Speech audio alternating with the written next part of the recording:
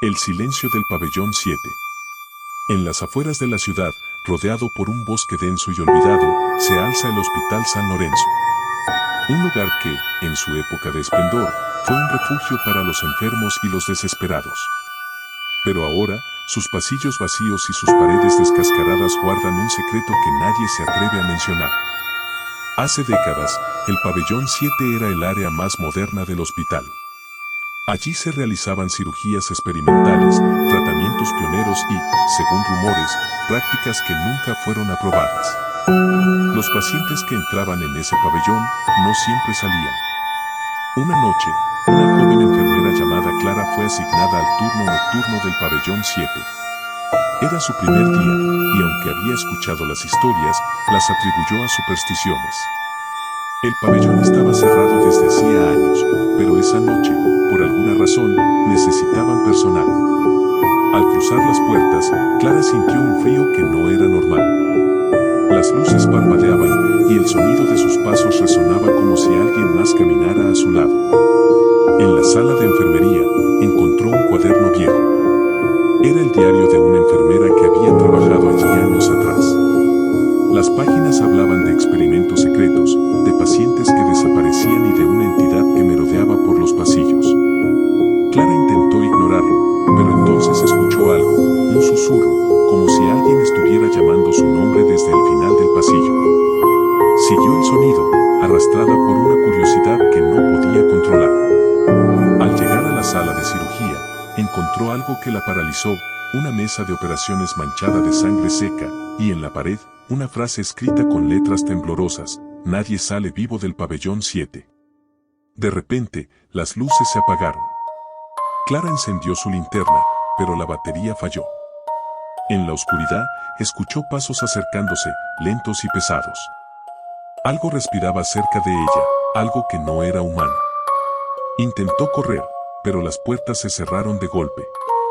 Al día siguiente, encontraron el cuaderno de Clara en la sala de enfermería. La última entrada decía: no estoy sola. Nunca lo estuve. Desde entonces, el pabellón 7 permanece cerrado. Pero los vigilantes nocturnos juran que, a veces, se escuchan susurros desde dentro, y que las luces parpadean como si alguien estuviera allí, esperando. ¿Te atreverías a entrar? Dormí en un hospital. Una noche de invierno estaba de guardia y, como vivía a 45 minutos de distancia, decidí dormir en el hospital por la distancia. Normalmente dormía en una de las salas de exploración sin usar, cerca del laboratorio de cateterismo y la unidad de recuperación cardíaca, y aparte del conserje ocasional, nadie me molestaba. Me gustaba la sala de exploración 3 porque tenía una cama un poco más cómoda. Una noche, me despierto a las 11:36 de la noche y simplemente tengo una sensación extraña. Normalmente no duermo bien de guardia, así que esto no era algo fuera de lo común. En la oscuridad y todo en rápida sucesión, escucho en el techo un golpe metálico, algo de plástico en el mostrador se mueve y una toalla de papel del dispensador ondea en la brisa. Tenía demasiado miedo para mirar hacia esa esquina y me sentí como un niño pequeño mientras tiraba de las sábanas más fuerte e intentaba volver a dormir. A la mañana siguiente descubrí que la sala de exploración 3 es donde el laboratorio de cateterismo ocasionalmente almacena los cuerpos de los fallecidos y la familia desea tener algunos momentos privados antes de ser trasladados a la morgue. Así que sí, nunca más dormí en esa habitación. Estaba solo en casa. Cuando tenía 14 o 15, no recuerdo bien, solía quedarme en casa solo por las tardes, ya que mi mamá y mis hermanos menores iban a lo que llaman escuelas vacacionales.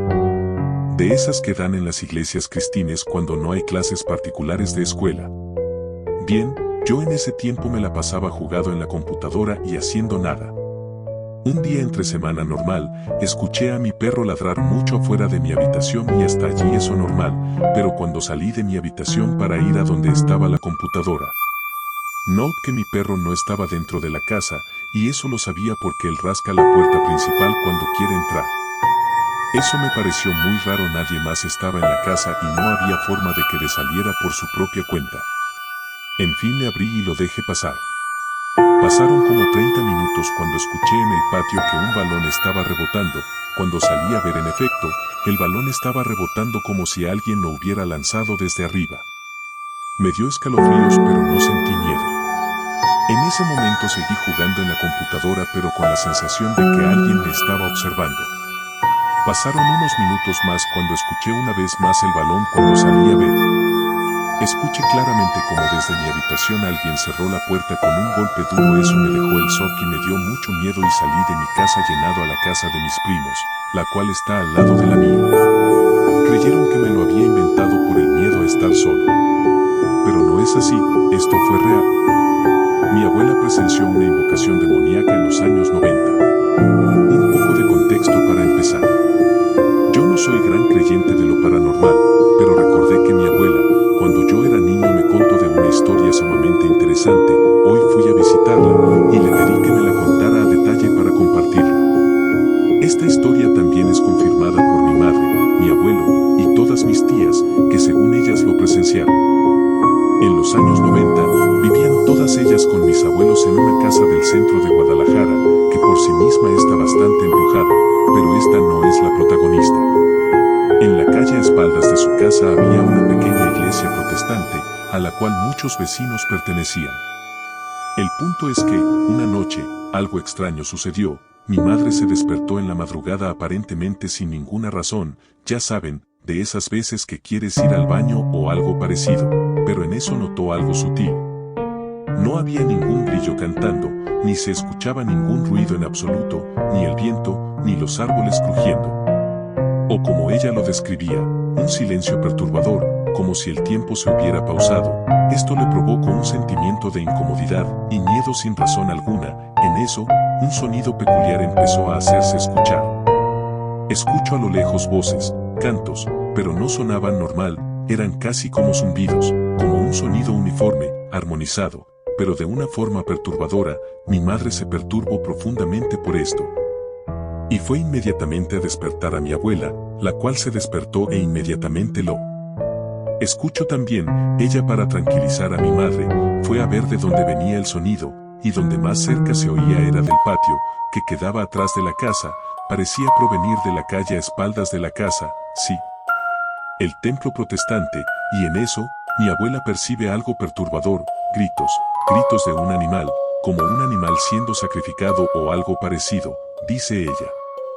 Mi abuela se quedó paralizada de terror, mientras escuchaba cómo los cantos se volvían más fuertes cada vez, y lo más extraño, los gritos empezaban a cambiar poco a poco. La forma en la que ella lo describió fue que empezaba a sonar cada vez más humano. Después de unos momentos, ahora parecían gritos humanos, pero no normales, sino con un tono grave, o como ella lo decía, demoníacos. Mi abuela volvió a su cuarto con mi madre, y al parecer los gritos eran tan fuertes que despertaron a mis tías y mi abuelo, los cuales se pusieron a rezar. Luego de un rato, los gritos se detuvieron, y los cánticos también, así que se terminaron por quedar dormidos. Al día siguiente, todos los vecinos habían notado lo sucedido, y lo más extraño es que después de este evento, el templo terminó cerrando. Ahora, ¿qué explicación tiene esto? Pues lo que dicen todos mis familiares, y es obvio, que fue alguna clase de ritual satánico o aquelarre de brujas. Según lo que me han contado, estos rituales necesitan de objetos sagrados, como los de una iglesia, para concretar sus rituales demoníacos, y pudieron haber irrumpido en la iglesia. También lo de los cánticos extraños coincide con historias de mi bisabuela, de la otra parte de mi familia, que decía que en su pueblo sucedían aquelarres de brujas, las cuales cantaban de esta forma particular. Historias del Panda Creepy. Derechos reservados.